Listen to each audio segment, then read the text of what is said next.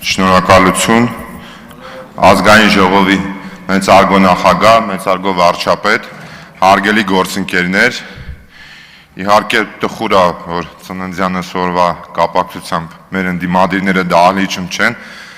որովհետև շատ ավելի հաճելի է եւ նպատակահարմար է խոսելուց դիմացինի հետ խոսես իրենց աչքերի մեջ նայելով։ Եվ ինչ վերաբերում է պարոն Վարդանյան, ես մեծ մասին նկատի ունեմ, ես ձեր փոքր սաստավը նկատի չունեմ։ Նախևառաջ կառավարության ծրագրի վերաբերյալ պետք է ասեմ, որ պարոն վարչապետ, շնորհակալություն ձեր զեկույցի համար,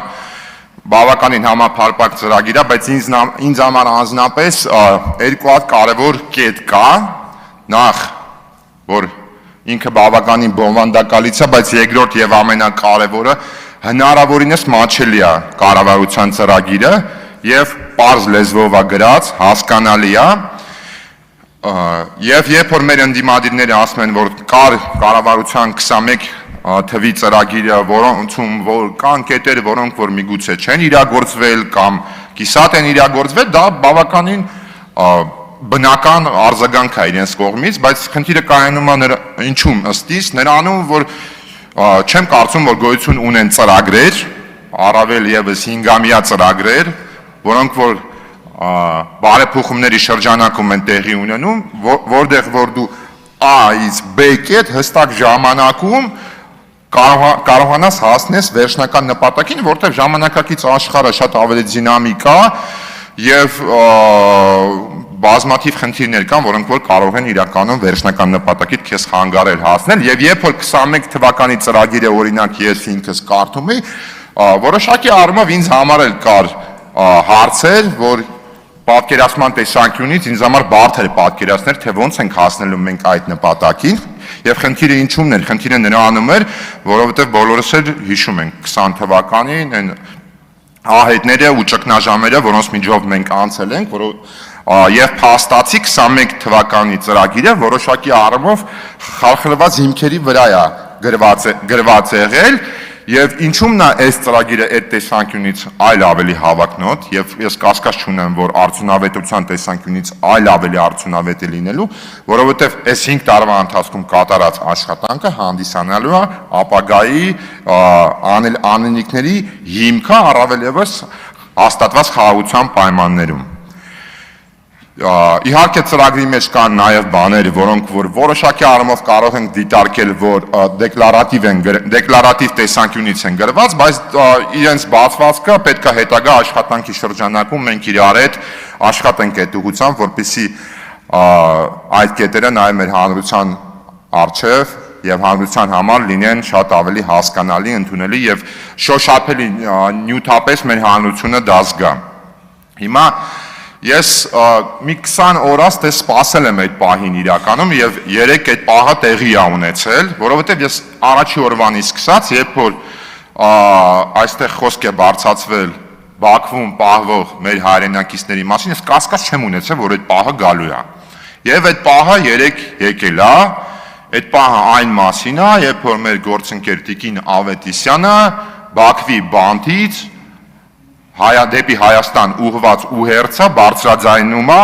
այստեղ։ Ինձ համար լրիվ նորմալ է, երբ որ Տիկին Ավետիսյանը գալիս է այս ամբիոնի մոտ եւ ասում է, որ Բաքվում մենք ունենք հայրենակիցներ, որոնք բանտում են պահվում եւ որոնց վերադարձը օր առաջ պետք է տեղի ունենա, դա լրիվ բնական է եւ անբնական կլիներ, երբ որ լիներ մի հայ, որ չմտածեր եւ չաշխատեր այն ուղղությամբ, որpիսի այդ մարդիկ ի վերջո պետք է վերադառնան Հայաստանի Հանրապետություն։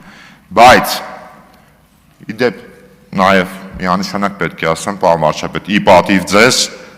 ես կիսում եմ ձեր չարձագանքը, որովհետև ոչ մի ձև չեմ կարողանում, չգիտեմ որքանով ճիշտ կլինի այդ բառը ասել, բայց պետք է ասեմ, մարսել, թե ոնց կարելի է սեփական քաղաքական շահի համար, միգուցե անգամ անձնական շահի համար հաշվի չառնել, որ մարդը պահվում է բանտում, այն էլ այլ երկրում։ Առավել եւս կարող եմ ձևակերպել մեր ընդդիմադիրների բառապաշարով, մեր հարևան մեր ընդդիմադիրների համար ի՞նչ է, թշնամի է։ Ոնց կարելի է այդ պահը հաշվի չառնել եւ գալ այդ ուղերձը այստեղ հնչեցնել, այդ ուղերձը չի կարող պատասխան ստանալ։ Բացառված բան է, որ մենք այդ ուղերձին պատասխանենք, որովհետև եթե պատասխանենք, կնշանակի մենք իջնում ենք մեր ընդդիմադիրների մակարդակին եւ այդ խոսակցությունը լինելու է շատ ավելի կոշտ եւ կարող է մտնել անգամ անձնական դաշտ։ Այդ տեսանկյունից նաեւ Տիկին Ավետիսյանին մի խորհուրդ եմ ուզում տամ, այս դահլիճում կա մի հոգի մարդ, մենք բոլորս իրավունք ունենք, քաղաքական լեգիտիմություն ունենք Բաքվում պահվող մարդկանց մասին խոսալ, բայց կա մի մարդ, որը նաև ունի անձնական լեգիտիմություն, դա մեր հարգելի գործընկեր պարոն Մանուկյանն է, որը ես ձեր ուշադրությունն եմ հրավիրում եւ Տիկին Ավետիսյանի ուշադրությունն եմ հրավիրում, ես յա խորհուրդ եմ տալի գնա եւ պարոն Մանուկյանի ելույթները ուսումնասիրի եւ տեսնի 23 թվականից ի վեր պարոն Մանուկյանը քանի անգամ է այս ամբիոնի մոտից բարձրաձայնել Բաքվում պահվող մեր հայրենակիցների վերաբերյալ։ Ես տենց միանշանակ չէի պնդի, որ բազմաթիվ առավել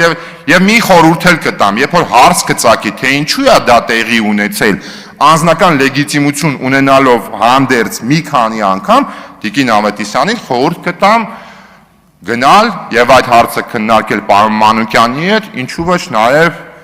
իմ նախկին ոչ անմիջական հրամանատար պարոն Դավիթ Մանուկյանի ընտանիքի անդամների հետ եւ իր համար գուցե այլ ավելի པարզ կլինի, թե ինչու համար այս ամբիոնից այդ ոճով եւ այդ նպատակներով, ոչ ազնիվ նպատակներով, որ այդ հարցը չի կարելի բարձրաձայնել, բայց միանշանակ է, որ բոլորս պարտավոր ենք տարբեր միջոցներով աշխատել, որպեսզի մեր Բաքվում պահվող հայրենակիցները օր առաջ հայտնվեն Հայաստանի Հանրապետությունում եւ կարամ մի խորհուրդ էլ եւս տամ, կարամ Տիկին Ավետիսյանին խորհուրդ տամ, օրինակ դիմի իր ֆրակցիայի ղեկավարին եւ ֆրակցիայի ղեկավարը դիմի իր հորեղբորը, պարոն Սամվել Կարապետյանին, որպես Ռուսաստանում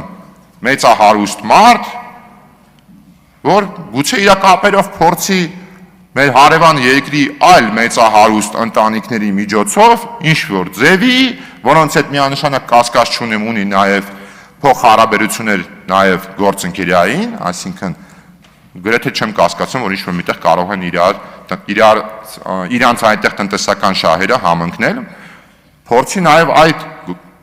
ձևով ազդել այն գործընթացի վրա, որպեսզի Բաքվում պահվող մեր հայրենակիցները ի վերջո վերադառնան Հայաստանի Հանրապետություն։ Եվ մեծ աշխատանք ունենք անելու հարգելի գործընկերներ, թե մենք որպես կառավարող ուժ, թե մեր ընդդիմադիր գործընկերները որպես ընդդիմադիրներ, ինչպես որ նաև անձնապես այս ամբիոնից խոստացել եմ, մեր ընդդիմադիրները շատ ավելի արդյունավետ են աշխատելու առաջիկա 5 տարվա ընթացքում,